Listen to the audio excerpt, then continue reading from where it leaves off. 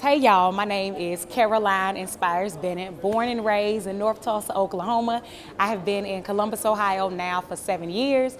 Originally, I moved to Columbus in 2016 to go to The Ohio State University, where I got a master's degree in women's gender and sexuality studies. And while there, my focus was on Black girls and their experiences both in academic spaces and outside of academic spaces. Since then, being here for 7 years, y'all, I have expanded working not just with Black girls, but also with Black boys. Black youth are my passion. They are my who, what, when, where, and why.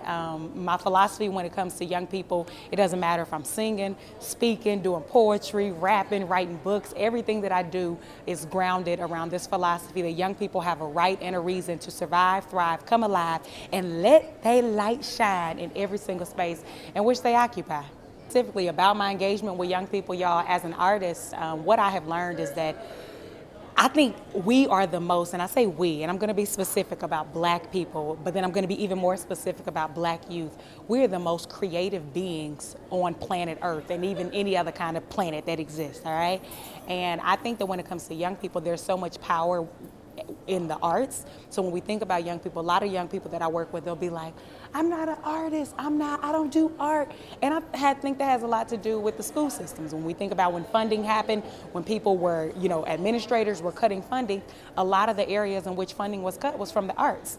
And so now when young people are in school, they don't have access to writing and reading creatively. They don't have access to talent shows. They don't have access to singing and playing instruments. And a lot of the young people that I work with specifically come from environments where there's a deficit. They come from resources that are not plentiful, right? And so I get excited whenever I'm able to reintroduce arts back into the lives of young people, not just for themselves, but not just for their present selves, but for the future selves. An example is saying that you don't have to be an artist to appreciate art. When we think about the things that young people are dealing with, they're dealing with a lot of stuff, okay? We ain't even gonna go through all that. They're dealing with a lot. And so when I introduce art to the young people, one is showing them a new way to cope.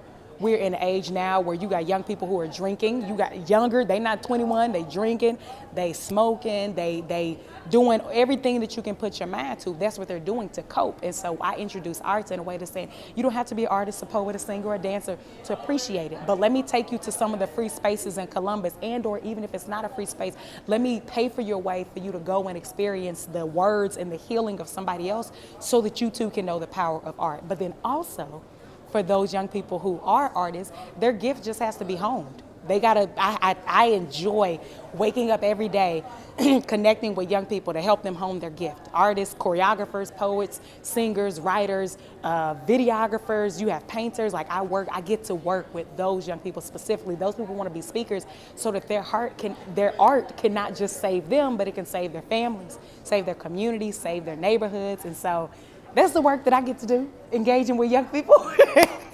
Yeah. Great job.